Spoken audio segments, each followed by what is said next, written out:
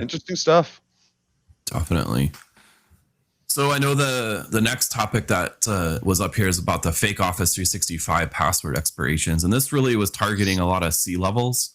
I think this was ZNet that I saw this article out on.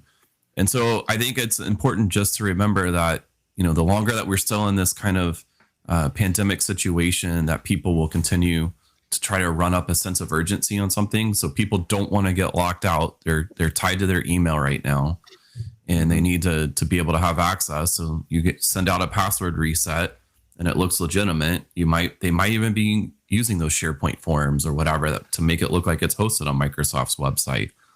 Mm-hmm.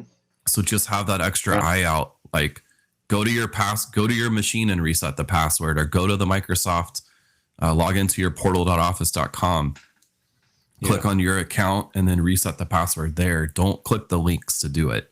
Type it in manually, right? My biggest safety tip of the day right there is just go to the website. My bank sends me an email.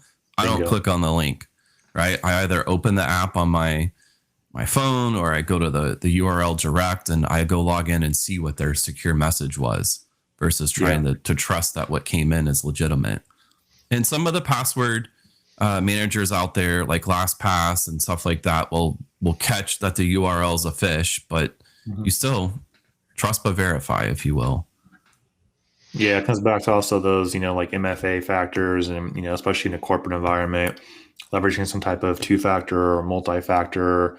Like phishing is just so relevant and so common, and it's so easy to do. And, like even for us internally, like when we do tests against customers and, we have phishing campaigns, I mean, I would say we're pretty successful most of the time on getting something back, right? So, it's really a lot of training and relevance, and, like you said, tying that sense of urgency. And we're going to see a lot more of this now too, because it's, now a new year.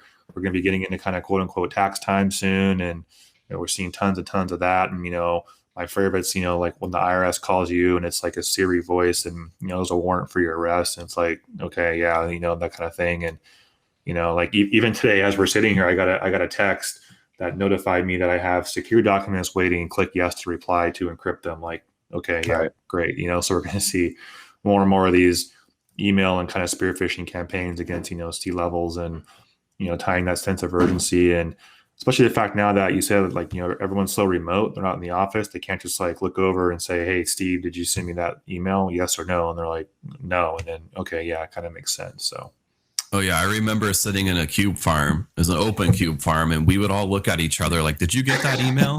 Yeah, it's like, from a phishing campaign, like you can't just do that, right? I'm sure we use better protocols than just shipping them all at one time. But that's kind of one of those things that pops up, right? You got to kind of slide them in there and then kind of get that sense of urgency rolling, but not all at once. Yeah. There was another one I read this morning about Venmo and how people are trying to go after that one and create a sense of urgency. They can try to log in and then they ask you for your two-factor code and all those type of things. And sometimes people just fall for it. They don't realize. Yeah, they're crafty. I mean, if you combine the two, right, you can use a phishing SMS in conjunction with a phishing email to try and get MFA codes to get past that as well. It's an extra step, and it's definitely more complex, but it's, I've seen some pretty good ones where if you time it correctly, you send the email, and then you send the reset as soon as the email gets clicked, and people have gotten people that way. So I think a big part of it is just hovering links, checking the sender, looking at does it originate from, if it originates from outside of the organization, it immediately gets a high amount of scrutiny. Even if it doesn't, because they can use spoofing, and hopefully you guys as an organization has the protections in place to prevent that, like SPF headers and whatnot, which will then get caught by your email gateways. But the nice thing is, at that point, you really have to do your responsibilities just to check the headers, check the sender, and check the hyperlinks. And always, if you can avoid opening or clicking on it, and it's always better to go to the website directly, right? More often than not, those links redirect you to some functionality on the website anyways. You can always go there manually. So yeah, there's the and to your point about CEO phishing, yeah, it's definitely on the rise. And now I find that even employees are starting to get targeted because Right. with payroll diversion scams, now people are starting to masquerade as regular employees asking HR to update payroll, and then as a result, when payroll comes around, you have handfuls of employees who get their funds routed somewhere else, and it can be a real mess. So Yeah, there's a message. What was it called again? Header Analyzer. That's the name of it. That's a plugin that you can put in Outlook now. Especially on the Mac, it's hard to figure out how to read those headers. Right. Yeah. But there's a new little add-on that you can put on to go read the headers now. So the message header analyzer that you can put in. So that helps. But make sure your IT department says it's okay first.